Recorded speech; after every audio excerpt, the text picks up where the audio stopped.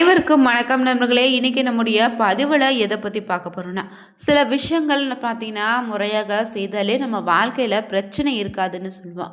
அந்த வகையில் பார்த்தீங்கன்னா நாம் வீட்டில் வைத்து வளர்க்கக்கூடிய செடியால் நம்ம வீட்டில் இருக்கக்கூடிய பிரச்சனைகள் சரியாகும். இது பலருக்கு தெரியாமல் இருக்கு. அப்படிப்பட்ட வாஸ்து செடிகள் எது நம்ம வீட்டுக்கு அதிர்ஷ்டத்தை தரும், பணத்தை சேர்க்கணும் தெரிந்து கொள்ள இந்த ஒரு பதிவை கடைசி வரைக்கும் ஸ்கிப் பண்ணாமல் பாருங்கள்.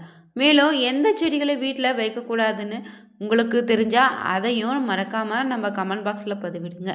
உங்கள் வீட்டில் நீங்கள் வைத்து வளர்க்கக்கூடிய அழகு செடி எது, உங்களுக்கு அதிர்ஷ்டத்தை தந்த செடி எதுன்னு மறக்காமல் கமெண்ட் பாக்ஸில் பதிவிடுங்க. மேலும் நீங்கள் புதியவராக இருந்தீங்கன்னா மறக்காமல் சேனலை சப்ஸ்கிரைப் பண்ணிவிட்டு கூடவே இருக்க பெல் பட்டனை கிளிக் பண்ணிக்கோங்க. உங்கள் வீட்டில் இருக்கக்கூடிய சிறு சிறு பிரச்சனை, தொழிலில் முன்னேற்றலன்னு பல பிரச்சனைக்கு ஜாதக ரீதியான ஒரு சரியான பரிகாரத்தை பெற்றுக்கொள்ள நினைத்தீங்கன்னா வீடியோவில் டிஸ்கிரிப்ஷனில் நம்பர் கொடுத்துருக்கோம். அந்த நம்பருக்கு நீங்கள் கால் பண்ணி தெரிஞ்சுக்கலாம். வாங்க நண்பர்களே, வீடியோக்குள்ளே போகலாம். வாஸ்து சாஸ்திரத்தைப்படி தான் நம்ம வீட்டில் கட்டியே இருப்போம். அதில் வைக்கக்கூடிய பொருட்கள் மட்டும் இல்லைங்க, நாம் வீட்டில் வாஸ்துவில் செடிகளுக்கு முக்கிய பங்கு இருக்குன்னே சொல்கிறாங்க. வாஸ்து சாஸ்திரத்தில் சில செடிகள் சில மரங்களும் நமக்கு மிகப்பெரிய மாற்றத்தை ஏற்படுத்தி தருங்க. நாம் வீட்டை சுற்றிலோ இல்லைன்னா வீட்டு தோட்டத்தில் வைக்கக்கூடிய மரங்கள் எப்போதுமே பசுமையாக இருக்கணும். இந்த செடிகள் நம்ம வாழ்க்கையில் நடக்கக்கூடிய முக்கியமான நிகழ்வுகளுக்கோ திடீர் நிலைமைக்கும் காரணமாக அமையுதுன்னு சொல்கிறாங்கன்னா நீங்கள் நம்ப மாட்டீங்க. நிச்சயம் இதுவும் ஒரு காரணமாக இருக்குதுங்க. சில குறிப்பிட்ட செடிகளை வீட்டுக்குள்ளேயும் வெளியிலையுமே நட்டு வைத்து வளர்த்தாலே தூய்மையான காற்று மட்டும் இல்லைங்க, பல விதமான நன்மையை தரும்னு சொல்லுவாங்க. இந்த செடி நம்ம வாழ்க்கையில் இருக்கக்கூடிய பிரச்சனைகளையே பார்த்தீங்கன்னா தீர்க்கக்கூடிய தன்மை இதில் இருக்குதுன்னு சொல்லப்பட்டிருக்கு. அப்படி எந்தெந்த செடிகளை வீட்டில் வச்சா நம்முடைய பிரச்சனை தீரும், நன்மைகள் அதிகம் நடைபெறுன்னு தெரிஞ்சுக்கலாம். முதலாவதாக பார்த்தீங்கன்னா வாஸ்து சாஸ்திரத்தின்படி சில செடிகளை வீட்டில் வைத்தாத அமைதி, மகிழ்ச்சி, அதிர்ஷ்டம் சூழலை ஏற்படுத்தணும்னு சொல்லுவாங்க.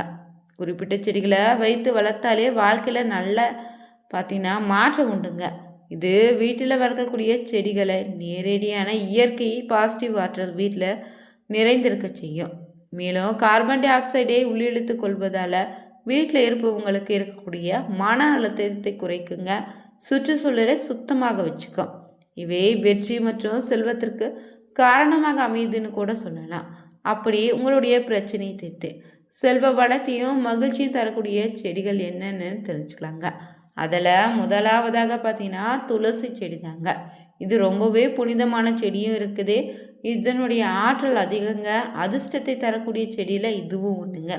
இது வீட்டில் வளர்த்தாலே வீட்டில் எப்போதுமே பாசிட்டிவ் எனர்ஜி அதிகரிக்க செய்யும். துளசி செடி கொசுக்களை அண்ட விடாது, காற்றை சுத்தமாக வச்சுக்கும். இது மருத்துவ குணம் நிறைந்திருப்பதால் இதை வளர்த்திங்கன்னா பார்த்தீங்கன்னா அதிகப்படியான நன்மைகள் உங்களுக்கு உண்டுங்க.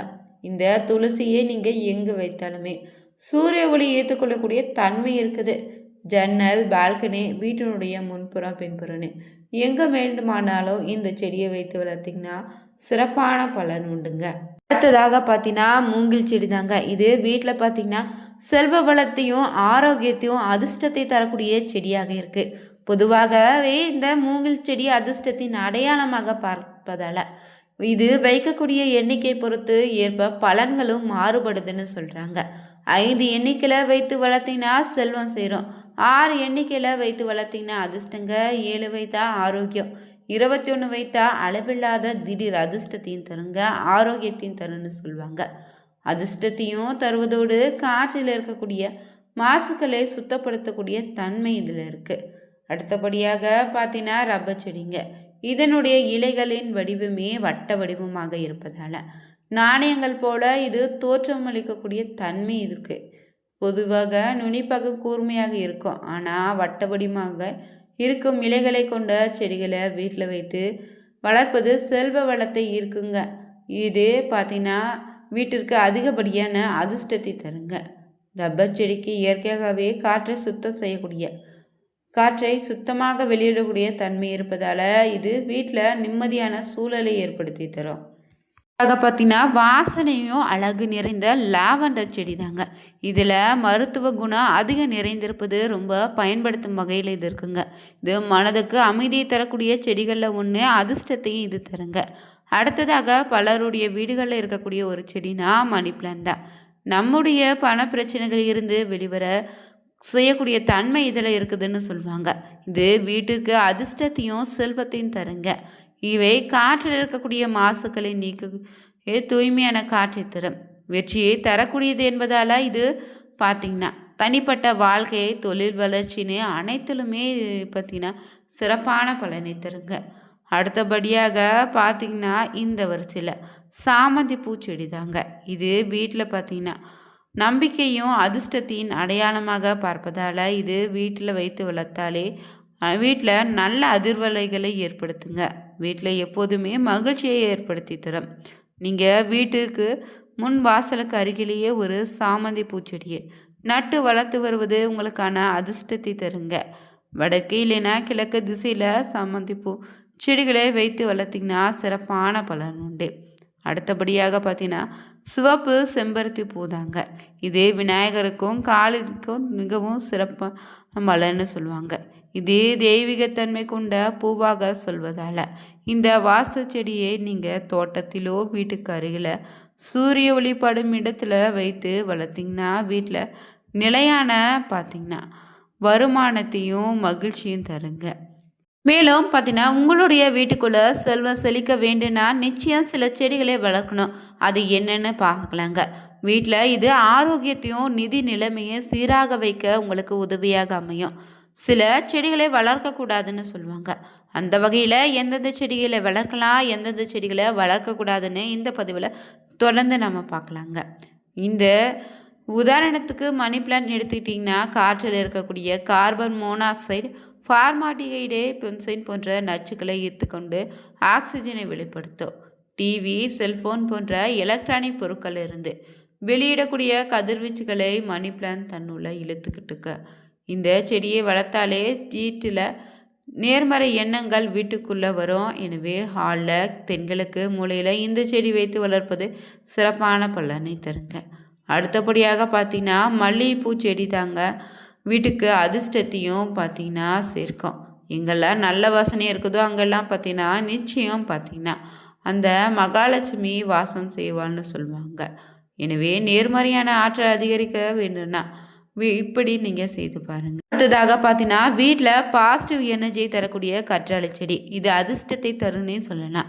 பதவி உயர்வு வேணும்னு நினைத்தீங்கன்னா கற்றாழை செடியை பயனுள்ளதாக நீங்கள் பயன்படுத்திக்கலாம். இது வீட்டில் இருக்கக்கூடிய வாஸ்து குறைபாடுகள் இருந்தாலும் அதனை இந்த கற்றாழை நீக்கி விடுங்க.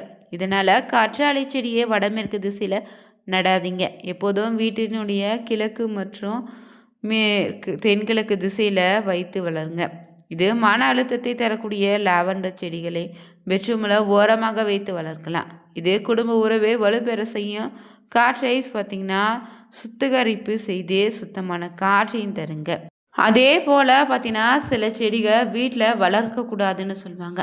உதாரணத்துக்கு ரோஜா தவிர மற்ற முள் செடிகளை வீட்டில் வளர்க்காதீங்க. எப்போதுமே நீங்கள் வடக்கு கிழக்கு திசையில் பெரிய மரங்களை வைத்து நெகட்டிவ் எனர்ஜியை வீட்டில் அதிகரிக்கும் செய்யறதுனால அந்த செடிகளை வளர்க்காதீங்க.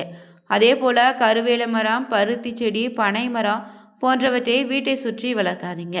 பனை மரம் இருக்கு வீட்டில் பணப்பற்றாக்குறை தந்துடுன்னு சொல்லுவாங்க. அதனால் இதை வைத்து வளர்க்காதீங்க.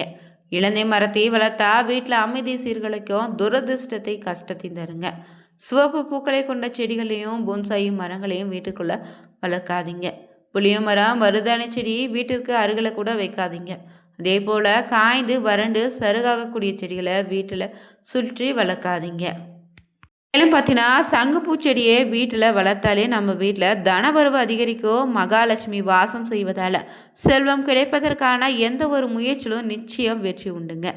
இந்த நீல சங்குப்பூ கொடியை பார்த்தீங்கன்னா வீட்டில் வளர்ப்பதன் மூலம் குடும்பத்தில் ஒற்றுமையும் புத்தி கூர்மையாகும்.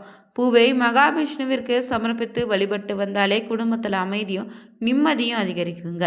மேலும் கிருஷ்ண கண்டத்தில் அழகிய நீல மலர்களை கொண்ட சங்குப்பூ கொடியை வீட்டில் வளர்த்து அதே பூக்களை சனி தேவருக்கு சமர்ப்பித்து வழிபட்டு வருவதன் மூலம் சனி பகவான் தரக்கூடிய துன்பங்களும் குறையுன்னு சொல்லப்பட்டிருக்கு. சனி தோஷத்திலிருந்து நிவாரணம் உண்டுங்க.